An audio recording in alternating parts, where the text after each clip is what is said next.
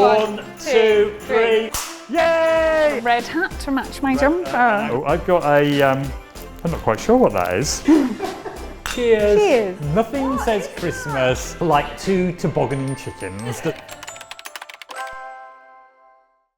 Hi, I'm Louise Cooling, Curator of Collections and Interiors. And I'm Michael Carter, a Senior Properties Historian. Now, Louise and I share a passion for all things Christmassy, and we're really looking forward to answering your questions. Before we get started, don't forget to subscribe to English Heritage's YouTube channel for more fun history content. Shall we get started? I think we should. Okay. Oh, this is a good one. This is from Instagram. What kind of 12th night activities went on? Ooh. I think 12th night, we should bring it back. I am 100% with you. I think we're missing a trick. So much fun stuff associated with 12th night. Idea of it. Christmas ends with a hangover and a disappointing return to work, and the idea of 12th night, of having this climax to the celebration. So great. So my favourite part of 12th night that I would love to see brought back is the 12th cake. Oh yeah. This big elaborate cake, and then hidden inside a dried bean and a dried pea. And if you got the bean, you became king of the bean. Yeah. And if you got the pea, you were the queen of the pea, and for that evening you got to kind of rule the roost, kind of lead the festivities. That sounds like a choking hazard, but also just so fun. Health and safety warning on the cake. Yes. And it's that thing, it's like that medieval tradition of misrule, the Lord of Misrule, and that is the tradition I'd like to bring back. There's that. Christmas was an excuse to be a little bit naughty. We're going to mount a campaign, aren't we, to bring back 12th night? I think so. I think definitely, absolutely. And of course, there's the tradition of when you should take your decorations down, and really lots of people go with 12th night being the kind of last big celebration, and then your decorations come down. Another traditional day for taking down decorations, which flourished until actually into the 17th and 18th century, I think it was Candlemas Eve, that's the 1st of February. And the Christmas season ends on the 2nd of February with a religious feast day called the Feast of the Purification of the Blessed Virgin Mary. Right, do we have another one? From Instagram. What was the first Christmas carol? Ooh, what a question. Well, I'm afraid I'm going to make people realise that a lot of what they think about Christmas carols is probably wrong. Now, the tradition of Christmas song is really old indeed. You could argue it goes right back to the gospel accounts of the birth of Christ. But carols, that's a different matter. To be a carol, it has to have a specific structure, and they can be on any subject. And the first carol, that's to say it has a kind of opening chorus that's then repeated after every verse, and that's because sung them and also danced to them. Well, that's only in about 1350, and its opening words are hand in hand, and it evokes the joy of the Christmas season. Carols weren't sung in church. That's a really modern innovation. And the proper time to sing Christmas carols is, well, you guessed it, it's Christmas, and you were more likely in days gone by to hear carols sung in January than you were in December. This is from London. Why were Victorian Christmas cards really weird? We have to remember that the Victorians kind of created Christmas as we understand it today. They brought together all of these historic traditions, but they also added lots of brilliant things. Christmas cards were only invented in the early 19th century, so this was a very new kind of way to convey your Christmas good wishes to people. They became popular really quickly, and there was a huge amount of competition to produce the most innovative and original Christmas cards, and this sometimes meant that they were quite weird. Do we actually have any weird Victorian Christmas cards? I'd love to see some. Right on cue, thank you very much. That's just Oh, terrifying. The nightmare before Christmas. Could you imagine getting that in the post? A small child baked into a pie. Look at that. So what have we got going on here, Michael? We have got the robin is holding up what looks like a stagecoach. The robin is riding a rat. The sparrow policeman is pointing a bow and arrow. And of course, this is the story of Cock Robin. So who killed Cock Robin? I, said the sparrow. Oh, and there's a little bit of a joke at the bottom. Robin the male. Ha ha ha. Oh, how we laughed, eh? I don't even really know where to start with this one, Let's but it's have a look. brilliant. The Cock and the Chicken, and it says, "Here's a crow for Christmas." I don't think anything really sums up Christmas like poultry, probably a fatal accident, and they're going to end up on They'll end up on the Christmas dinner dinner table. afterwards. Yeah. Well, there you are. Thank you, Victorians, for your weird sense of humour. Absolutely. What have we got here? Okay, so we have a question from Lincolnshire. What kind of gifts were given in the Victorian times? Well, I can remember my grandma when I was a little boy saying, well, you should be glad because at Christmas I used to get a bright new penny and a satsuma in a stocking. And actually there is a factual basis to that. You know, when you're stuck for what to give your teenage niece or nephew for Christmas and you think, well, bit of cash and a card, Safe and bet. you think bit of a failure. Well, actually, no, there's a very, very long tradition of slipping someone a bit of cash at Christmas. So, hey, you're in good historical company. New Year's Day used to be the day for giving gifts. And, oh, I thought that was a Christmas carol coming in. That sounds like an EH phone. That might be me. I'm really sorry. Take 4. Michael, I think we need to speed things up a little bit, go for a quick fire round that I think we're going to call our Blitzen Round. What Roman midwinter festival began on December 17th? Oh, that's got to be the Saturnalia. Yeah, absolutely. Who created the first Christmas card in 1843? That was Sir Henry Cole. Did that earn him an absolute fortune? Absolutely. Which monarch first introduced the idea of decorating trees for Christmas by hanging baubles and gifts on a yew tree? Ooh, Queen Charlotte, wife of George III. Can you name 3 Victorian parlour games? So I've got my favourite one. Go on. Squeak, Piggy, Squeak. Oh, I used to play that when I was a little kid. Was sardines around? I think so, absolutely. And Snapdragon. Oh, Snapdragon. Oh. That one comes with a health and safety warning. Which product was sold in its early form as bangs of expectation? Ooh, I reckon that's got to be Christmas crackers. Yeah, definitely Christmas cracker. Which classic Christmas story did the Muppets adapt into a staple festive film released in 1992?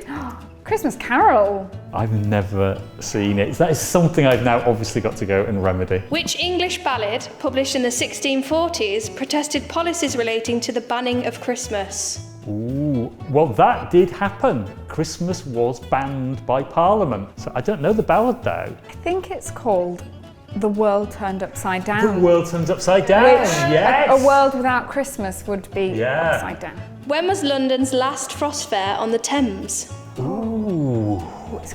It's more recent than you might Yeah. think. I think from what you said, it might be early 19th century. Yeah, Ooh. 1814. 1814. Yeah.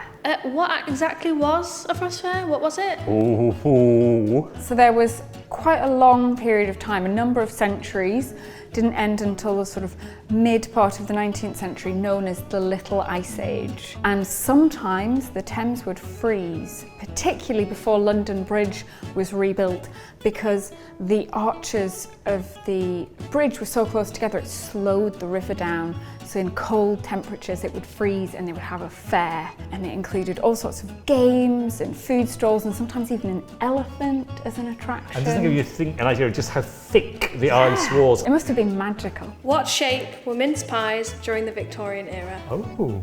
So actually mince pies during the Victorian era were starting to become consistently round the way we would know them. But I'm said starting to become consistently round, and that's because mince pies had always traditionally either been oblong or a kind of oval shape, and that was in reference to the birth of the Christ child and the manger in which he was laid after he was born.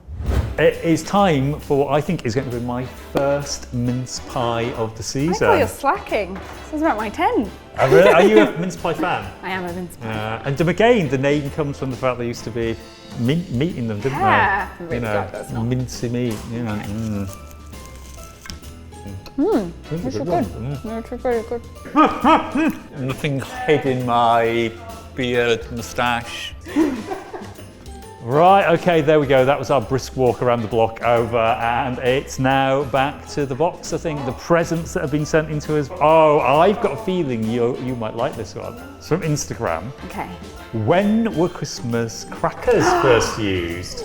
Again, a Victorian invention. The Victorians really popularised so much that we understand and sort of recognise about Christmas today. So the Christmas cracker was developed by a baker and confectioner named Tom Smith, beginning in the 1840s, but he really kind of cements the idea in the 1860s. They were particularly popular at Christmas, and he thought, I'm onto an idea here. And he spent the next sort of 20, 30 years perfecting the wrapped up sweet. And so he added novelty toys, a little love motto, which has subsequently become the joke, the explosive kind of snap. And that was supposed to be inspired by a crackling fire. His son, who takes over the business, he adds the all-important paper hat. Indeed, yeah. And by the end of the 19th century, the Christmas cracker has become what it is today, a kind of staple part of your Christmas Day festivities. Actually, is there any chance of actually having a cracker? Oh, as if by magic. Right on cue. All right, Go, 1, 2, 3. Oh, it didn't burn. Get 1, 2, 3. Oh no.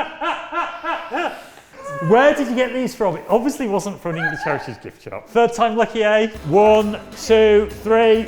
Yay! Oh, and as is right, it's fallen right in the middle, so neither of us won. How? Let's see what we've got. I've got a shoehorn.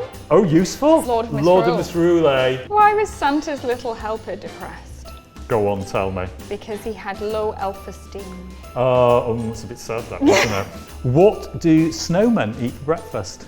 Ice Krispies. Oh, actually, it's better than the answer. Snowflakes. Ah. Ice Krispies, I like that one. Oh, I've got some. There we go. Okay. I think this one might be for you, Michael. Oh, so this is a question from Norway. Oh. What is the earliest evidence of Christmas in Britain? Oh, that's really, really interesting. The clue's in the name here, it's Christmas. There were Christians in England from the days of the late Roman Empire. The missions to convert the pagan Anglo-Saxons. There were simultaneous but independent missions from Rome and from Ireland. And Christmas was firmly established in their calendars in the late 6th century. Now, we know of Christmas being in calendars in the church in Rome on the 25th of December from the 4th century. It is certain that St. Augustine and his companions, who arrive on the Kentish coast in 597, settle at what becomes St. Augustine's Abbey on the outskirts of Canterbury, great English heritage site. Deeply, deeply historical site, would have brought that tradition with them. And the first firm documentary evidence we have for it, gosh, nerdy term coming here, martyrologies, which are saints' feasts celebrated on specific days, and they date from the 7th century. It's given its formal name in the church, the Feast of the Nativity of the Lord. The term Christmas isn't used in English until the 11th century. Gosh, that's quite late. When did turkey become a typical Christmas dinner meat? So it's much earlier than you might expect.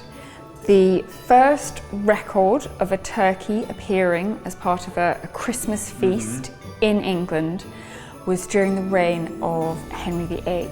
Famously, you might have heard this, they had to be walked into town, and so they would either cover their feet in some cloth or in a kind of harmless tar mixture to protect their feet during this long journey. They were kind of intermittently popular throughout the 17th and 18th century, but not as the main Christmas meat. In the 18th century, there are some excellent recipes in Georgian cookbooks, and by the sort of 1860s, it's becoming a more central part of the Christmas Day feast. Would the Tudors decorate their homes for Christmas? Of course, the answer is yes, but not quite in the way we would recognise today. So they were certainly bringing lots of lovely evergreens into their homes, things that we still associate with Christmas today, so holly, ivy, a little bit of mistletoe might creep in there. So the Yule log of the sort of Tudor period was the wooden variety, and it would be decorated, thrown into the fire, and then would burn for the 12 days of Christmas. decorations to brighten the environment, lift our mood, and also the greenery. It's things that's in short supply, and then the warmth as well. It's Christmas Eve that the decorations go up. Was as it well. unlucky to put them up before Christmas Oh, really? Eve? Yeah. That's interesting. I didn't know that, actually. The last question, and it's from Shropshire, and it's actually a very good one. Why do we say Merry Christmas? And you know what? It's actually not a question I've ever asked myself why we do this. Yeah, it's just kind of one of those things you say, isn't it? The very first recorded mention of the phrase Merry Christmas appears in a letter sent by a bishop, John Fisher, to Henry VIII's chief minister, Thomas Cromwell, in 1534. And he ends the letter by wishing Cromwell a Merry Christmas. What's also interesting is that in the 16th century, that was also the time that We Wish You a Merry Christmas appears as a kind of festive song. So this phrase has been around for much longer than you might expect, but it becomes really popular in the 19th century because Charles Dickens includes it in A Christmas Carol, and that was really one of the ways the phrase was popularised. About 10 years ago, in a book from Battle Abbey, the text I was transcribing is from around about 1530, and it's a carol, and it starts, Be Merry All. Oh, excellent. Well, there you go. Yeah, all connects together. It does, beautifully. On that note, Michael, I think it's about time we wished everyone a very Merry Christmas from all of us here at English Heritage. And also check out our website where there are loads of history and Christmas-related facts.